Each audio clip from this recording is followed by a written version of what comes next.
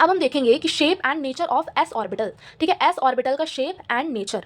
तो जो शेप रहता है एस ऑर्बिटल का वो रहता है स्फेरिकल। ठीक है, गोल टाइप का रहता है, स्फेरिकल शेप रहता है और ये हर डायरेक्शन में सेम रहता है। अब भाई ऑब्वियसली गोल शेप है तो चाहे तुम किसी भी डायरेक्शन से देखो तो गोल शेप गोल ही रहेगा, स्फेरिकल स्फेरिकल ही रहेगा, वही वो ट्राइंगल रेक्टेंगल नहीं बन जाएगा। ठीक है, तो ये नॉन डायरेक्शनल होता है क्योंकि इसकी शेप हर डायरेक्शन से देखो तो ये सेम ही शेप रहती है। दैट्स वाई एस ऑर्बिटल जो रहता है वो डायरेक्शनल नेचर का नहीं होता है। ठीक है, नहीं होता है।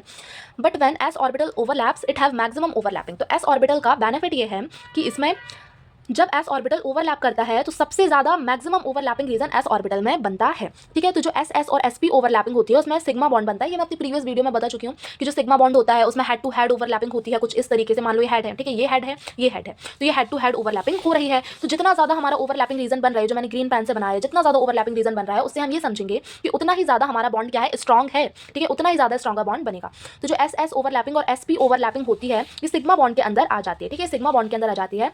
क्यों? क्योंकि इसमें हेड टू हेड ओवरलैप होता है और उतना ही स्ट्रॉन्गर बॉन्ड बनता है। ठीक है, तो जो हमारा सिग्मा बॉन्ड रहता है वो पाई बॉन्ड से ज्यादा स्ट्रॉन्ग रहता है। क्यों? क्योंकि हेड टू हेड ओवरलैपिंग होने की वजह से ओवरलैपिंग रीजन ज्यादा बनता है और ओवरलैपिंग रीजन ज्यादा बनता है इसका मतलब यह है कि बॉन्ड भी उतना ही ज्यादा स्ट्रॉन्ग बनेगा।